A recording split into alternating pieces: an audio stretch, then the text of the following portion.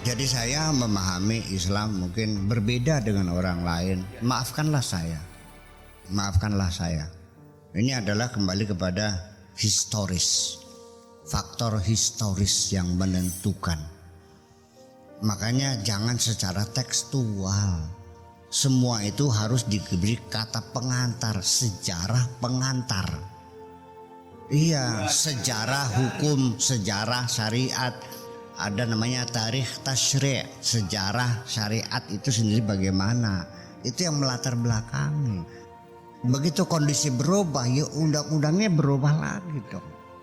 Nah ini dikiranya bahwa putusan-putusan Islam itu adalah permanen, berlaku untuk selamanya. Karena dulu para sahabat punya budak belian, ya ISIS juga begitu akhirnya. Nyerbu minoritas-minoritas. Serbu dipenggali kepalanya, lalu perempuannya ditangkap semua, diperbudak, dijual, dilelang kok. Ya kenapa? Karena mereka membaca teks-teks agama seperti itu persoalannya. Bukan mereka tidak beragama. Karena faktor sejarah tidak menjadi pertimbangan. Pokoknya menimbulkan ya kudu mengkonon. Lu paham-paham beka. Maka kita nggak usah menuduh Nabi itu hiperseksual. Nggak usah. Memang pada zamannya pemimpin tuh istrinya banyak. Dan itu nilai-nilai moral yang berlaku pada zaman itu dimaklumi. Makanya al-adatu muhakkamatun. Itu kaidahnya ada J. Hukum itu kondisional. Masa kondisional? Al-hukmu ya dulu ma'illatihi wujudna wa ada konon justru bisa beda bahasa begini barangnya begini. Jadi itu persoalannya. Jadi kembali kalau kita sekarang artinya ketika Allah berbicara kepada kita menggunakan bahasa, kamu kalang kabut nantinya. Apalagi ketika kamu pegang kekuasaan, tak baru bisa gini. Adapun Al-Quran kenapa nggak pakai bahasa? Ya itu kan karena dalam rangka untuk disampaikan pada manusia. Bahasa itu sendiri tidak pernah secara pasti maknanya apa. Saya dengan mereka para teroris, saya bilang, kenapa Anda tuh merubah situasi yang menurut Anda sebagai kemungkaran? Kenapa Anda melakukan kejahatan-kejahatan, bunuh-bunuhin orang? Ya karena mar'amikum mungkaran falyughayyir biyadihi. Ya dengan tangan saya. Artinya biyadihi itu dengan kekuasaan, dengan payung hukum. Ya itu kata Anda. Yang ngomong biyadihi ya dia kan tangan. Kalau kekuasaan kan tafsiran Anda. Coba kayak begini. Akhirnya saya diceramai akhirnya. Itulah bahasa. Makanya ketika saya menerangkan bagaimanapun mendetailnya, mendalamnya sampai tekan murmuduk sangkem, belum tentu yang ada di sini paham 100% kok. Dan itu tidak bisa disalahkan. Karena kemampuan kita berbeda-beda. Ana sing cerdas, ana sing kecerdasan. Anu si goblok bisa digoblogan.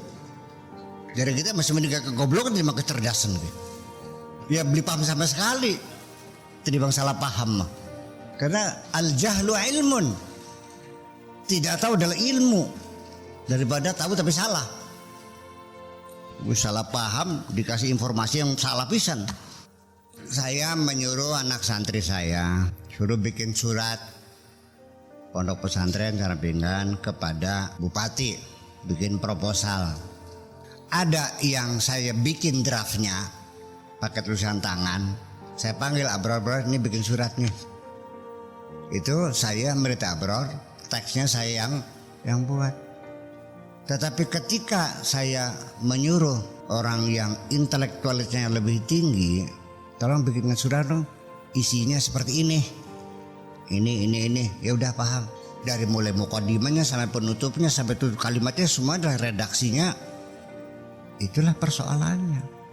Jadi ada yang redaksinya dari saya, ada yang seperti itulah kira-kira. Dalam keseharian kita melakukan hal itu kok. Allah mengatakan ini firmanku, bunyinya seperti ini bahasanya. Bahasa Arab ini begini bunyinya. Ada lagi Allah bicara silakan kamu yang menyusun sendiri redaksinya. Saya kira seperti itu kok. Dan dua-duanya tetap benar. La yantiqu anil hawa in huwa illa wahyu yuha. Nabi juga ketika membuat ibarat dengan bahasanya Nabi punya kemampuan berbahasa yang luar biasa. kabilah-kabilah ini sama kayak di sini Singawit, Kerawang bahasa Jawa sampai tekang Subang, tekang Dermayu, Cirebon, Tegal, Brebes sampai tekang Surabaya semuanya bahasa Jawa. Tapi saya pernah ketemu dengan bapaknya Pak Saipudin di Sarang tuh. Beli paham apa gini bahasa. Di Arab juga bahasanya Arab sama, tapi antara kabilah ini mufradatnya berbeda-beda. Nabi dinyatakan dia bisa berkomunikasi dengan kabilah-kabilah yang lajahnya berbeda-beda dan omongannya jelas. Jadi Nabi punya kemampuan berkomunikasi yang sangat tinggi sekali. Itulah makanya kita tidak meragukan kemampuan Nabi untuk menyusun redaksi kalam Allah yang disebut dengan hadis qudsi tadi, makna dari Allah, takbirnya dari Kanjeng Nabi seperti itu. Saya yakini bahwa apa yang dikatakan Nabi dalam hadis qudsi ya memang itulah firman Allahnya, kalimatnya dari Kanjeng Nabi sendiri. Tapi kalau Al-Quran kita yakini bahwa ini bukan karangannya Kanjeng Nabi, tapi memang redaksinya itu siapa yang menyusun? Ya Allah yang menyusun. So, malaikat Jibril pun tidak menambahi, tidak mengurangi. Kenapa dibuat sedemikian rupa?